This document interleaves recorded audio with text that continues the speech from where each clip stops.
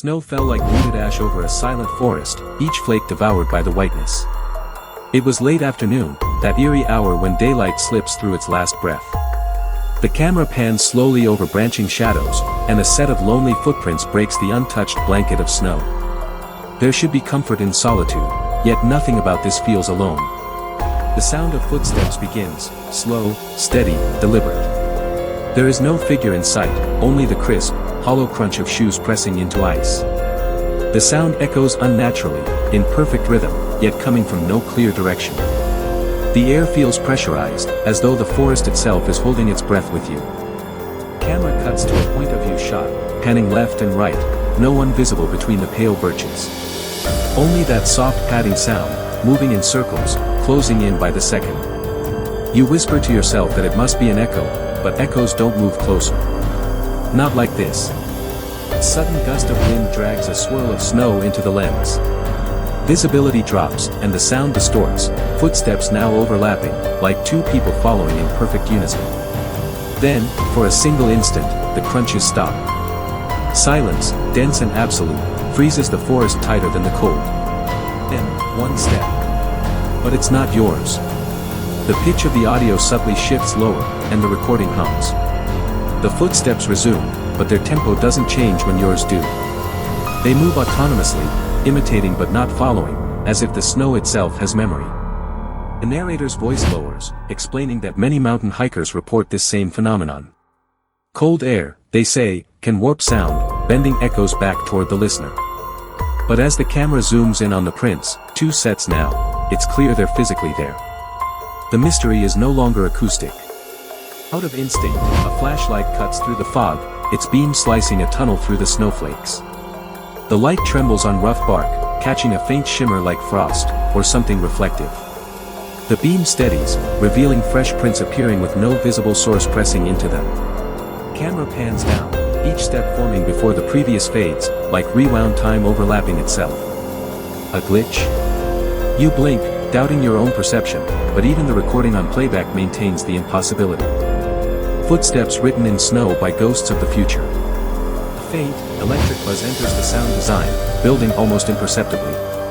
The narrator connects this to geomagnetic anomalies sometimes recorded during near-zero temperatures. Local legend, however, calls it the snow loop, a place where sound forgets where it came from. The scene cuts to aerial footage, miles of identical trees blanketed white, pocketed by winding trails. There is motion detected on thermal imaging, one heat signature, steady, human-sized. Then another appears beside it, faint, cooler, trailing half a step behind. Suddenly, every sound cuts out, only the wind remains. The narrator whispers about the Black Creek case of 1987, when a hiker vanished after reporting footsteps that mirrored his every step. Only his single pair of prints were found, but their spacing shifted halfway through, as if his stride had doubled. Turning to present footage, the flashlight beam finds an old piece of cloth frozen into ice. It bears a stitched name, cracked and unreadable under frost. The camera lingers, zooming slowly, revealing faint finger marks burned into the fabric as if gripped from within the ice itself. The atmosphere darkens. Every flicker in the video feed now includes faint distortions, frames skipping, colors bleeding white to gray. The echoing footsteps persist in the background audio no matter where the lens turns, like a broken loop that doesn't adhere to distance.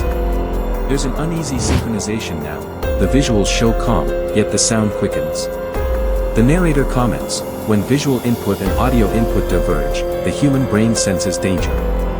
The voice trembles as something moves just behind the last row of birches, half visible, dissolving into flurries. A sudden low hum thickens the air, like the vibration of heavy current. The snow trembles visibly.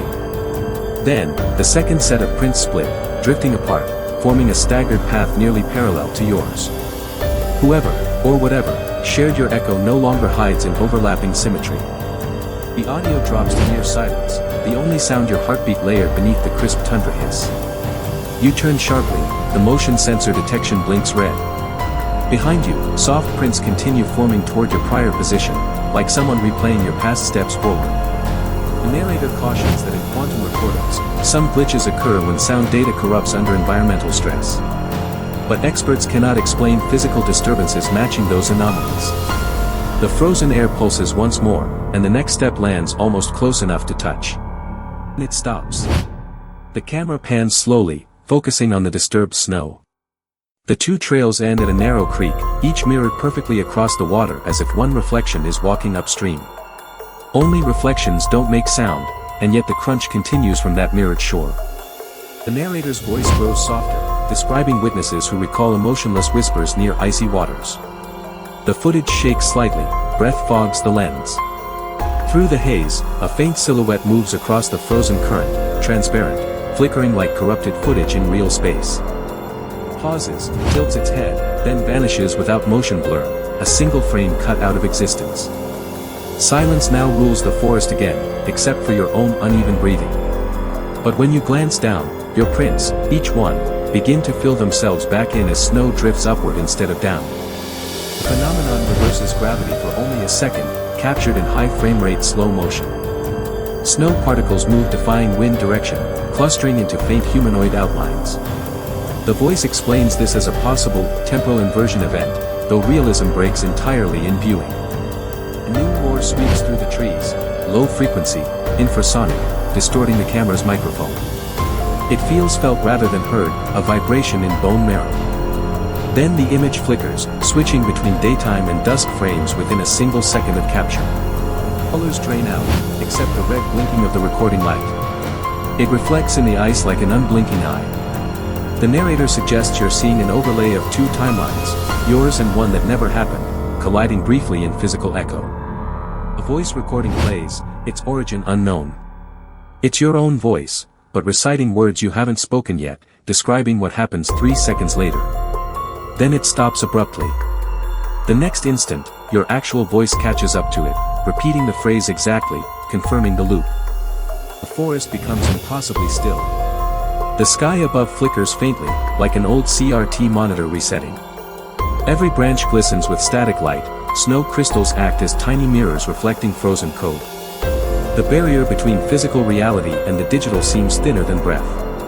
The narrator's tone shifts toward alarm. The temperature reading spikes upward slightly, a 5-degree surge lasting 10 seconds. Such heat in the center of a blizzard makes no sense. The camera lens steams, but the surrounding world stays coated in ice.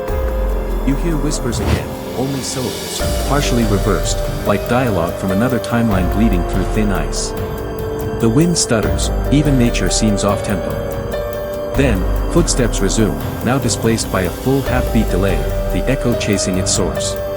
Suddenly the feed cuts to black for 3 full seconds. When it returns, the footprints are gone, the snow is pristine once more. The flashlight flickers open to show the initial entry point, which now lies completely erased, as if nothing ever occurred tonight. The narrator reveals that forensic analysis later found no thermal residue, no compressed snow pattern. The camera's GPS data repeated the same coordinates for 45 minutes despite walking nearly a mile.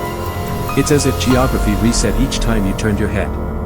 Police assumed equipment malfunction, but the original file metadata remains unchanged.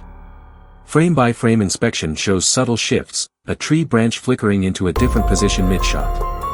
Evidence of a world stuttering momentarily under its own rendering. In deep analysis, audio engineers uncovered harmonic frequencies beyond normal range, close to 7 Hz, resonating with human neural waves associated with fear. It wasn't background noise, it was composed, engineered. But by whom, and for what? Final scene shows the frozen path at dawn, untouched, serene, deceptive. Birds have returned, sunlight glints harmlessly off melting snow. Yet beneath this calm, sonar mapping detects hollow chambers below ground, echoes of footsteps trapped forever within layers of ice. As the credits blend into the whiteness, one last audio ping registers, a single crunch, echoing far too close to the microphone. The narrator whispers a farewell, uncertain if their voice is recorded or still looping within the event. Then silence devours all frequencies. A single frame of static lingers after fade out, coordinates flash briefly in the lower corner, repeating every second. Viewers online later trace them to no existing map. It ends with a haunting glitch, the sound of snow falling backward, erasing its own past.